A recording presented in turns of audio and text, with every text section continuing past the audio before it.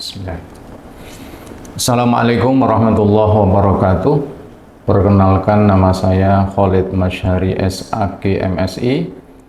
Saya adalah dosen tetap pada program studi Hukum Ekonomi Syariah Fakultas Agama Islam Universitas Wahid Hasyim Semarang dengan NIDN 0606127301.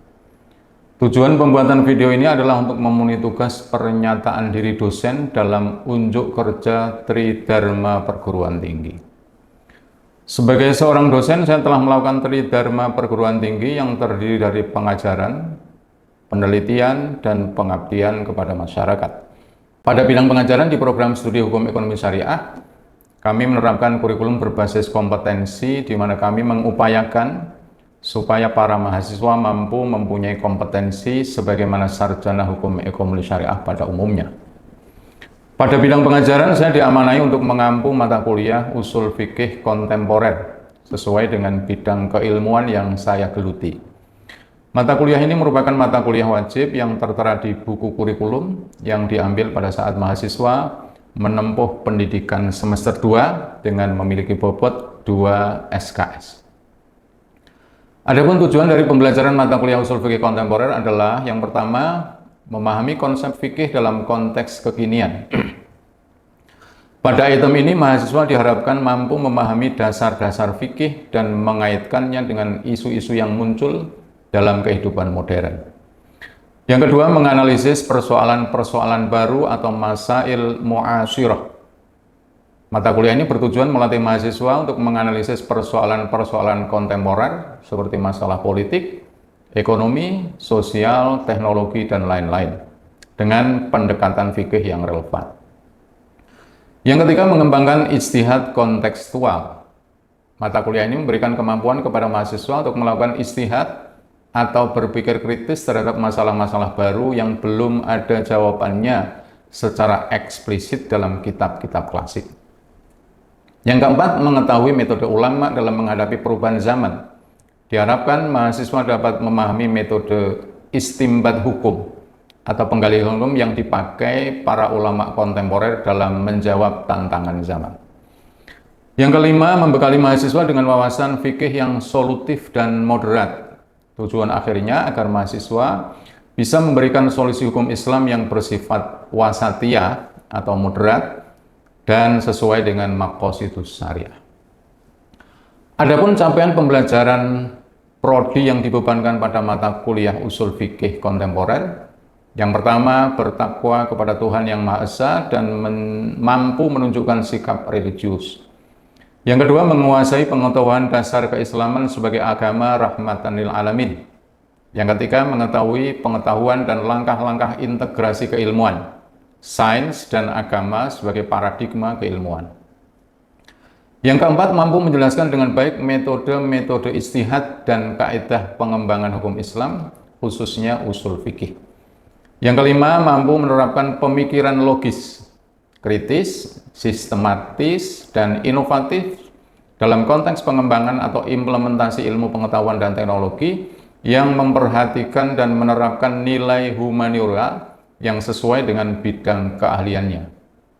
Yang keenam, terampil dengan menggunakan metode-metode ijtihad dan kaidah-kaidah pengembangan hukum Islam untuk menjawab persoalan-persoalan terkait ekonomi, keuangan, dan bisnis syariah.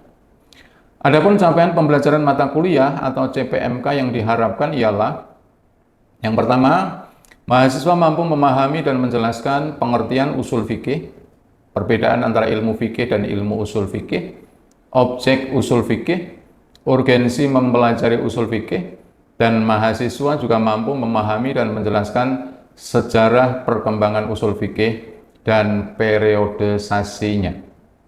Yang kedua, mahasiswa mampu memahami dan menjelaskan serta mencontohkan pengertian al-ahkam, pengertian mahkum bih, pengertian mahkum alaih, pengertian al-hakim. Dan mahasiswa juga mampu memahami dan menjelaskan pengertian taklif, dasar taklif, syarat-syarat taklif, macam-macam ahliyah dan hal-hal yang mempengaruhinya. Juga mahasiswa mampu memahami dan menjelaskan Al-Quran sebagai sumber hukum, pengertian Al-Quran, kedudukan Al-Quran sebagai sumber hukum Islam, fungsi Al-Quran sebagai sumber hukum Islam.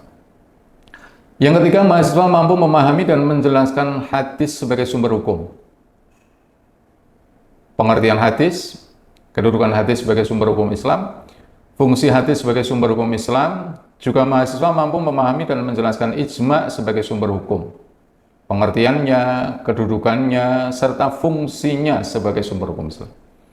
Yang keempat, mahasiswa mampu memahami dan menjelaskan qiyas sebagai sumber hukum yang memuat pengertian qiyas, kedudukan qiyas, fungsi qiyas sebagai sumber Islam, serta mahasiswa mampu dan memahami juga menjelaskan pengertian ijtihad, dasar hukum ijtihad, fungsi ijtihad, objek ijtihad, syarat-syarat dan macam-macam ijtihad. Termasuk mahasiswa mampu menjelaskan taklid, ittiba dan talfiq. Juga mampu menjelaskan pengertian istishab dan qaul sahabi, syar'uman qoblana, kedudukan istishab dan qaul sahabi, serta syar'uman qoblana sebagai sumber hukum Islam. Yang kelima, mahasiswa mampu memahami dan menjelaskan pengertian istihsan, dasar hukum istihsan, kedudukan istihsan dalam penetapan hukum Islam. Yang keenam, mahasiswa mampu memahami dan menjelaskan pengertian maslahah mursalah, dasar hukum maslahah mursalah dalam menetapkan hukum Islam. Satu dari A, serta mahasiswa mampu memahami dan menjelaskan pengertian uruf, dasar uruf, kedudukan uruf dalam menetapkan hukum Islam. Dengan penguasaan metode-metode ijtihad dan kaidah pengembangan hukum Islam, khususnya usul fikih, diharapkan akan memberikan manfaat bagi lulusan program studi hukum ekonomi syariah. Mekanisme pembelajaran yang kami lakukan adalah dengan cara memberikan tugas kelompok untuk membuat makalah, presentasi makalah, dan diskusi serta tanya jawab. Pembelajaran akan dilakukan sebanyak 14 kali tatap muka ditambah 2 kali pertemuan untuk pelaksanaan ujian tengah semester dan ujian akhir semester. Ada 3 aspek pembelajaran yang kami lakukan dengan mahasiswa. Masing-masing pembelajaran melibatkan interaksi antara mahasiswa dan dosen. Yang pertama, delivery. Pada aspek ini kami akan menyampaikan pokok bahasan mata kuliah dalam pembelajaran kuliah dengan metode integrated teaching. Dalam kuliah ini saya akan menyampaikan dalam bentuk PPT, dilanjutkan dengan sesi diskusi dan tanya jawab. Yang kedua, interaction. Pada proses pembelajaran ini saya mengajak dan melibatkan mahasiswa untuk aktif dalam mengasah keterampilannya dalam hal mengajukan pertanyaan, menyampaikan pendapat dalam sesi perkuliahan. Kesempatan untuk mengembangkan kreativitas, inovasi, dan juga kemampuan mahasiswa bisa menimbulkan efek interaksi yang baik antara dosen dan mahasiswa. Yang ketiga, assessment. Dalam hal mengetahui keterampilan kognitif, kami menggunakan cara salah satunya dengan memberikan pertanyaan kepada mahasiswa pada saat pembelajaran berlangsung. Adapun penilaian yang kami lakukan adalah kehadiran sebanyak 70%, pengetahuan kognitif, ujian tengah semester 15%, dan ujian akhir semester 15%. Beberapa textbook yang kami gunakan untuk mendukung pembelajaran mahasiswa diantaranya adalah yang pertama, Ilmu Usul Fikih, karya Abdul Wahab Kholaf. Yang kedua, Ilmu Fikih dan Usul Fikih, karya Profesor Dr. Haji Alauddin Koto MA. Yang ketiga, Usul Fikih 1, karya Dr. Andes Haji Nasrun Harun MA. Yang keempat, Usul Fikih, karya Muhammad Abu Zahra. Dan yang kelima, Usul Tafsir Al-Islami, karya Muhammad Abu Zahra. Selanjutnya, saya akan menampilkan video proses pembelajaran dalam kelas dengan metode integrated teaching. Selamat menyaksikan. Billahi taufiq wal hidayah. Wassalamualaikum warahmatullahi wabarakatuh. Bismillahirrahmanirrahim. Assalamualaikum warahmatullahi wabarakatuh. Waalaikumsalam warahmatullahi wabarakatuh. Teman-teman sekalian yang saya hormati, bagaimana kondisi hari ini? Sehat? Alhamdulillahirrahmanirrahim. Apakah ada yang tidak masuk hari ini? Tidak ada. Ya, masuk semuanya ya? Oke. Sebelum kita mulai perkuliahan kita, akan lebih baik kalau kita berdoa bersama-sama supaya kita diberikan kemudahan, kelancaran, keberkahan dalam menjalani kuliah ini. Saya minta untuk Mbak Komting bisa memimpin doa, silahkan. Mari teman-teman kita berdoa terlebih dahulu. Bismillahirrahmanirrahim. Raditu billahi rabba wa bil islami dinan wa bi Muhammadin nabiyyan wa rasula. Rabbi zidni ilma warzuqni fahma. Amin. Terima kasih teman-teman sekalian yang saya hormati. Pada kesempatan kali ini ya, saya dengan semuanya nanti akan berbicara atau mempelajari bersama-sama mata kuliah usul fikih kontemporer. Jadi selama 1 semester nanti kita akan mempelajari makul atau mata kuliah usul fikih kontemporer. Namun sebelum saya melanjutkan perkuliahan, saya ingin di antara kalian ada mungkin yang sudah pernah belajar ya apa itu usul fikih, barangkali bisa memberikan penjelasannya. Silahkan. Mungkin Pak. Oh ya, Mas. Perkenalkan, nama saya Samsul Bahri, NIM 24 10 60 21 028. Ya. Izin berpendapat Pak tentang usul fikih. Pendapat saya itu usul fikih itu ilmu yang membahas tentang kaidah-kaidah yang dari kaidah tersebut dapat diambil hukum. Contohnya itu saya ambil 2 contoh Pak. Apakah boleh makan babi? Nah itu aslinya haram, tapi dalam keadaan darurat usul fikih memberi solusi. Itu ada kaidah yang berbunyi ad-daruratu tubihul mahdzurati. Nah, keadaan darurat itu membolehkan yang sebelumnya dilarang. Nah, babi itu awalnya haram maka dilarang, tapi jika mungkin di keadaan tersebut cuma ada babi dan kalau dia tidak makan babi itu dia akan mati, maka itu boleh. Tapi ma'ubi halid darurati biqadariha. Apa yang dibolehkan karena darurat itu dibolehkan dengan secukupnya saja. Jadi dia boleh makan babi sekiranya laparnya hilang dan cukup untuk bertahan hidup. Gitu, Pak. Ya, kita kasih plus untuk teman kita. Ya, jadi tadi disampaikan oleh teman kita, Mas Samsul Bahri, bahwa usul fikih itu bicara tentang kaidah. Jadi kaidah itu bahasa Indonesia, kalau bahasa Arabnya qaidah. Ya. Nah, dari kaidah itu kemudian bisa diambil hukum. Tadi sudah disampaikan salah satu contoh kaidahnya adalah ad-daruratu tubihul mahdurat. Artinya darurat itu bisa membolehkan sesuatu yang dilarang. Yang awalnya haram bisa menjadi halal itu karena kita bisa mengambil kesimpulan dari kaidah usul fikih. Tadi disampaikan babi itu haram. Tapi dalam kondisi tertentu tidak ada makanan ya kecuali itu, maka orang boleh memakan babi, tetapi ada kalimat tadi secukupnya. Jadi kalau sampean makan babi tidak boleh tanduk ya. Tanduk ngerti tidak? Ya, tanduk misalnya sebenarnya cukup hanya 1 potong. Ya, karena satu keadaan darurat itu, tapi sampean merasakan enak kemudian wah saya mau nambah lagi ini. Nah, itu nggak boleh. Ya. Jadi itu salah satu gambaran yang disampaikan oleh Mas Samsul Bahri, usul fikih bicara tentang kaidah. Ya, terima kasih. Namun kita akan melihat definisi ya, atau dalam pengertian bahasa Arab ada yang menyebut dengan takrif. Ada yang kemudian menyebut dengan tahdid, pembahasan, pembatasan. Usul fikih itu sebenarnya apa? Nah, kita lihat bersama-sama ya.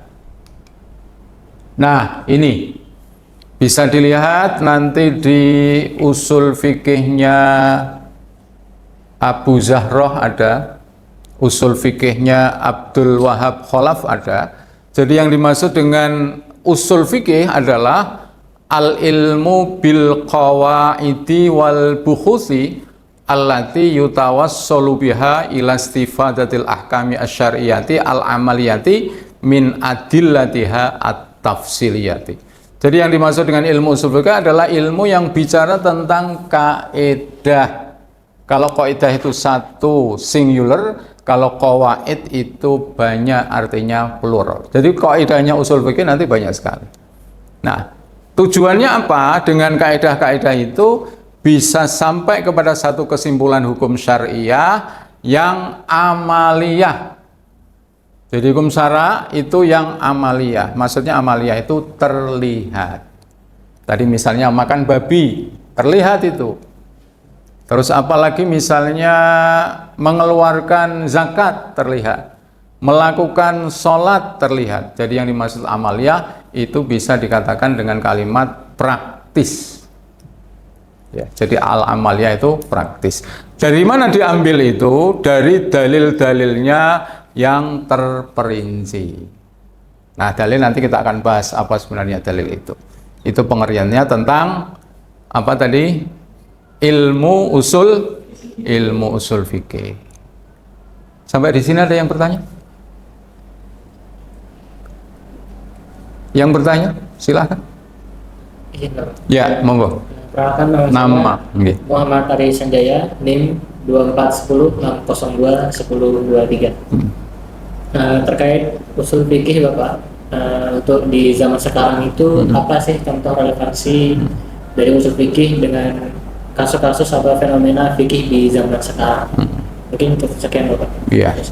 Jadi ada satu pertanyaan dari teman kalian, Mas Ari Sanjaya, relevansinya apa kita bicara usul fikih? Keterkaitannya apa kita bicara usul fikih dengan zaman sekarang? Jadi saya ingin sampaikan, dengan adanya usul fikih, hukum itu akan berkembang. Satu contoh, ya, satu contoh. Di dalam Al-Quran itu ada kalimat innamal khomru wal maisiru wal angsobu wal azlamu rijsun min amali syaitan. Bahwa khomer itu minuman yang memabukkan itu, ya, itu adalah haram. Nah, sekarang itu ada banyak sekali hal-hal yang memabukkan. Contohnya apa, Mbak? Coba yang memabukkan hari ini. Selain homer gitu Pak. Ya, selain homer apa? Kalau di tempat saya itu ada yang bahasanya itu kayak kita makan bebek ada cukup Pak. Ya, ada Itu cukup. memabukkan, guys. Iya, ada yang memabukkan. Ada yang misalnya sabu-sabu, morfin, ekstasi, narkoba, itu semuanya memabukkan. Nah, padahal kalau kita merujuk ayat Quran, tidak ada itu di sana, tidak disebutkan bahwa narkoba, ekstasi, morfin dan sebagainya itu adalah haram. Ya.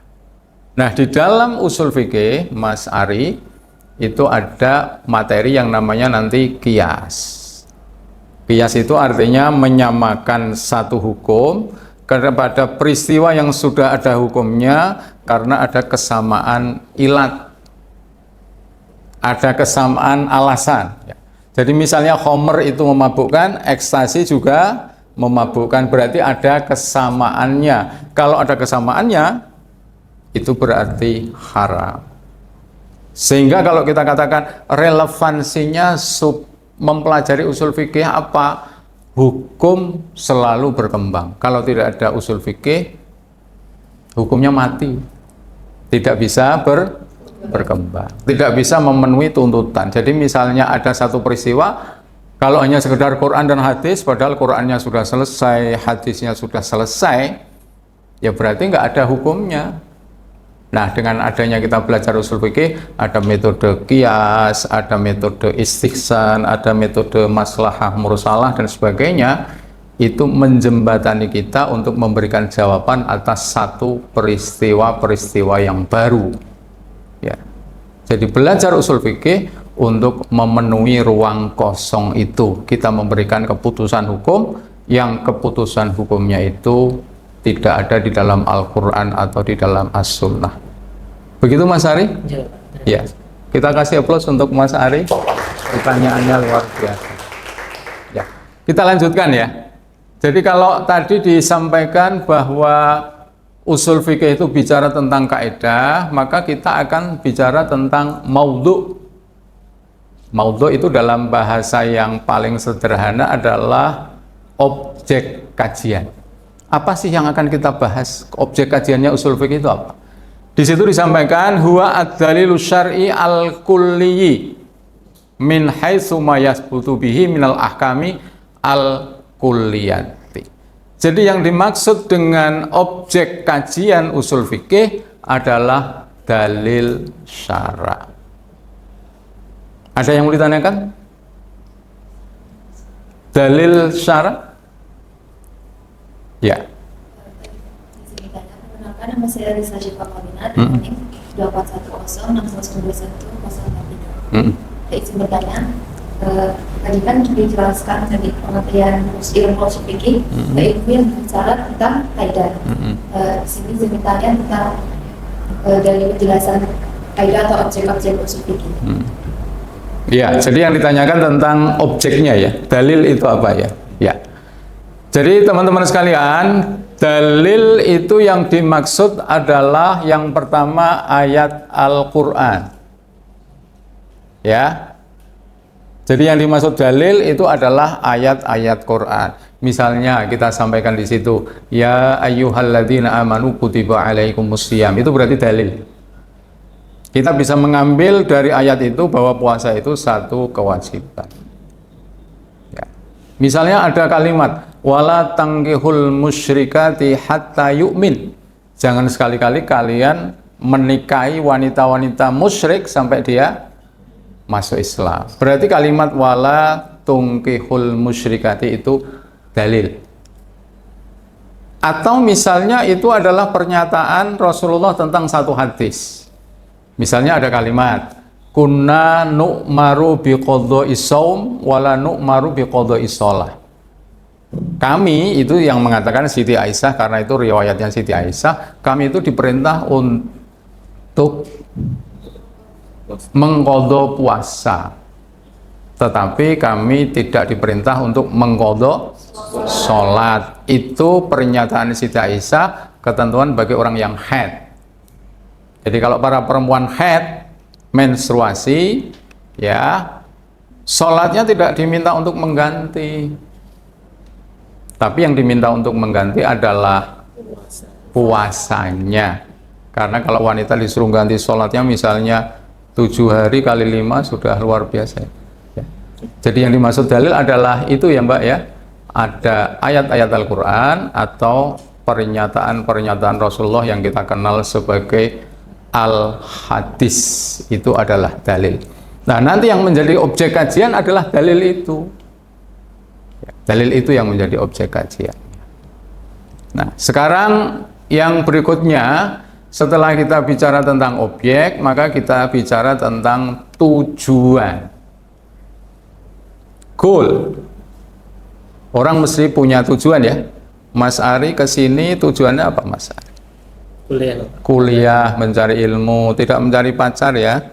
Mencari ilmu. Kalau mencari pacar itu nanti bonusnya. Kuliah, dapat teman, kemudian bisa diajak berumah tangga, itu bonus. Ya, tapi jangan utamanya adalah niat, ya. Maka di dalam hadisnya Rasulullah itu innamal a'malu binniyat. Kalau jangan niatnya sudah salah, ya kuliahnya berantakan. Ya, ini motivasi ya. Nah, sekarang tujuannya usul fikih apa? Mempelajari.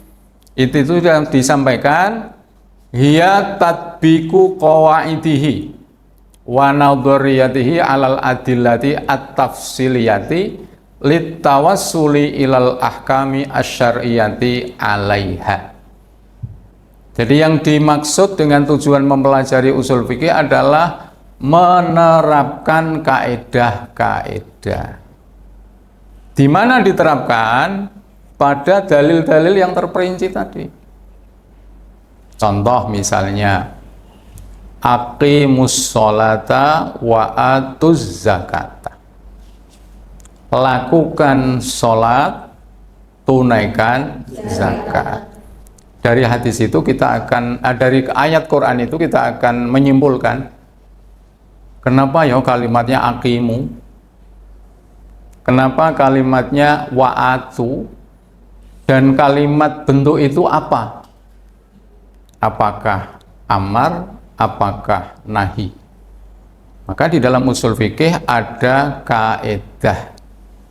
Kaedahnya al aslu fil amri lil wujub. Pada asalnya kata yang menunjukkan amar itu adalah menunjukkan arti kewajiban. Jadi amar itu wajib. Kalau misalnya kita dulu belajar bahasa Inggris ada command and request. Kata kerja bentuk pertama diletakkan di depan itu berarti perintah.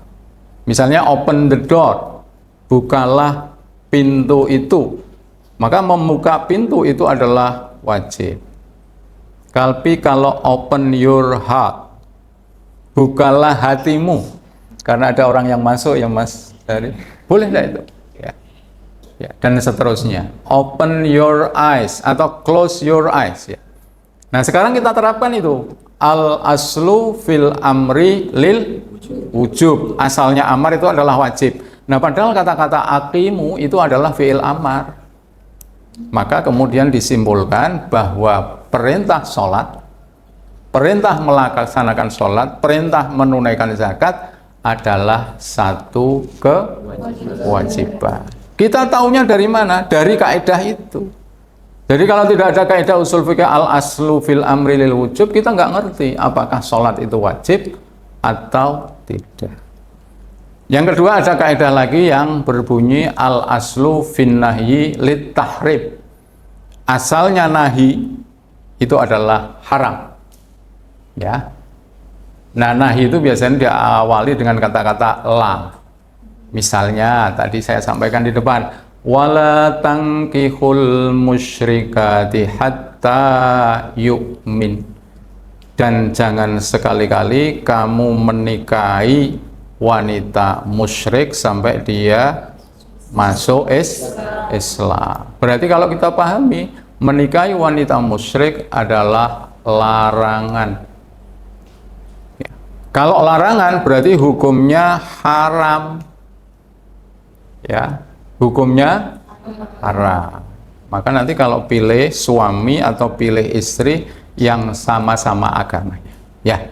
Jadi saya kira itu yang bisa saya sampaikan di pertemuan yang kedua ini. Ya, saya berharap ada kesimpulan. Monggo silahkan Mas, bisa disimpulkan pertemuan pada hari ini.